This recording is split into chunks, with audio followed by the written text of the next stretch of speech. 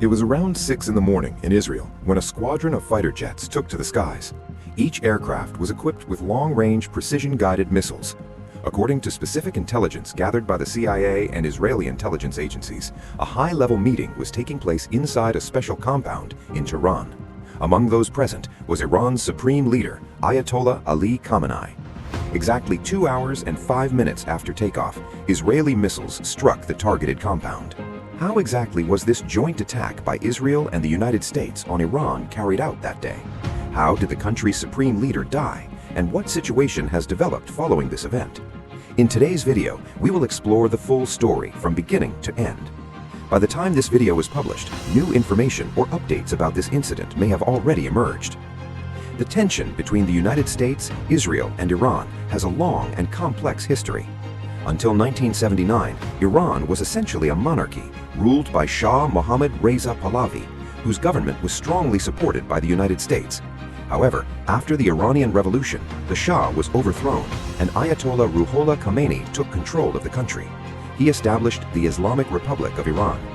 After coming to power, he declared the United States and its close ally Israel as Iran's main enemies. After the death of Ruhollah Khomeini in 1989, Ali Khamenei assumed leadership and quickly strengthened his position at the center of the country's power as a religious leader. The situation became even more complicated in 2002 when it was revealed that Iran was enriching uranium at 2 secret facilities.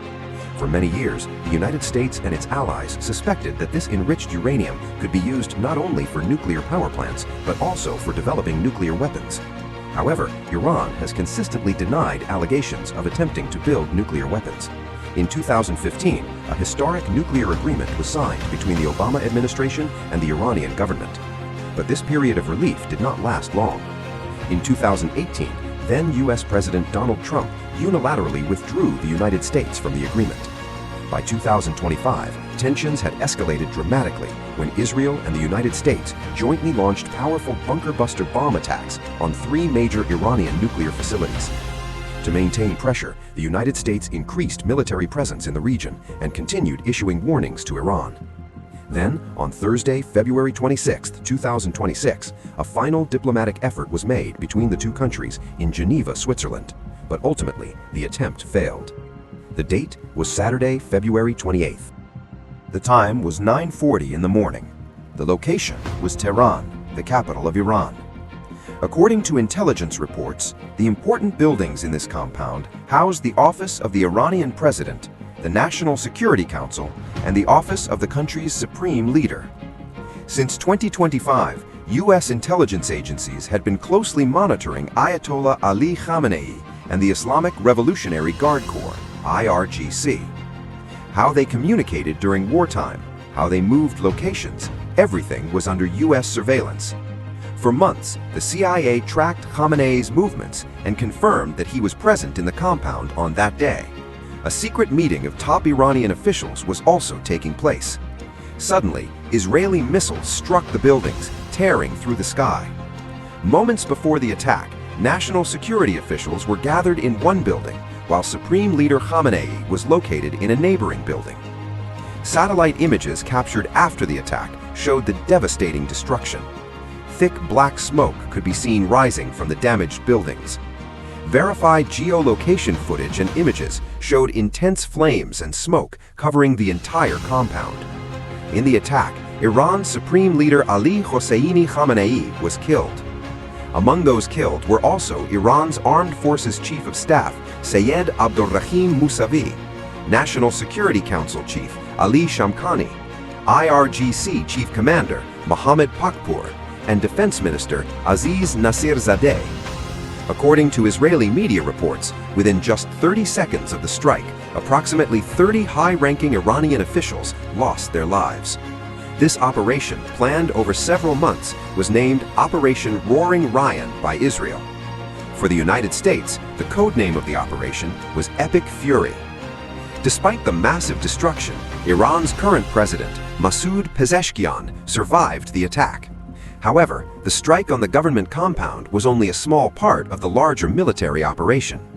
Immediately afterward, Israel began disabling Iran's air defense systems, particularly targeting defense installations surrounding Tehran. In the third phase of the attack, Israel deployed around 200 fighter jets.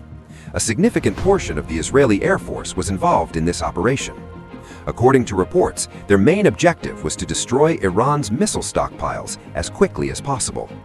The United States directly participated in the operation. American forces targeted locations in eastern Iran, far from Israeli territory. At the same time, they also attacked Iran's naval fleet. U.S. warships launched Tomahawk cruise missiles at Iranian targets. Additionally, the U.S. ground forces used powerful artillery rocket systems. Meanwhile, Israeli airstrikes severely damaged multiple Iranian military bases and command centers in Tehran. Explosions were heard across several Iranian cities. Amid the ongoing strikes, President Trump released a video message officially announcing the military operation.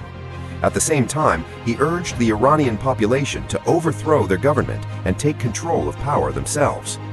However, shortly after this announcement, a tragic incident occurred. Following a message from the Israeli Prime Minister, an airstrike hit Sartib Girls' School in the city of Minab or Mazgan. At least 175 people were killed in the attack, most of them children. Although the casualty figures have not been independently verified, U.S. CENTCOM has announced an investigation into the incident. In response to the attack, Iran launched its counter-operation, Operation True Promise 4. The retaliation began. Within moments, numerous Iranian missiles were launched toward dozens of targets across the Middle East. Iran's retaliation was not limited to a single location. More than 200 missiles were launched toward Israel alone. That same afternoon, Iranian drones and missiles struck Dubai International Airport. As a result, the airspace of the United Arab Emirates became effectively paralyzed. Fires were seen burning at world-famous luxury hotels such as Burj Al Arab and Fairmont the Palm. Donald Trump stated that the goal of the operation was to neutralize the imminent threat posed by the Iranian government and protect the American people. He claimed that Iran's violent activities were putting U.S. forces and allies around the world at serious risk. However, according to U.S. intelligence assessments, Iran was still years away from developing nuclear weapons. Even according to U.S. intelligence data, the maximum range of Iran's ballistic missiles is around 3,000 kilometers. While this poses a threat to neighboring countries, it does not threaten the U.S. mainland. Under international law, such an intentional war by the United States could be considered illegal.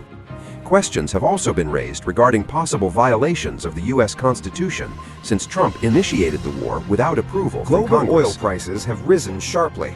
With the Strait of Hormuz reportedly closed, experts are warning of a severe global energy crisis. Inside Iran, reactions to the death of the Ayatollah have been mixed. Some people are celebrating, while others are mourning deeply. For now, an interim government has been formed in Iran. The new government is determined to take revenge and continues to carry out attacks on Israeli and U.S. bases. At this stage of the conflict, determining the exact number of casualties is extremely difficult. According to the U.S. military, 3 American soldiers have been killed and 5 seriously injured so far. According to Al Jazeera, 10 people have been killed in Israel, 3 in the United Arab Emirates, 1 in Bahrain, 1 in Kuwait, 13 in Lebanon, and 2 in Iraq. The Iranian Red Crescent claims that at least 555 people have been killed and hundreds more injured in the attacks. However, according to the Times of Israel, the casualty figures do not clearly separate military and civilian deaths. There are growing concerns that the situation could escalate further in the coming days. Do you think this conflict could eventually lead to World War III, or will a solution be reached soon? Where do you think the situation is heading? Share your opinion in the comments section. If you liked this video, please give it a like, subscribe to the channel. See you again in the next episode. Thank you.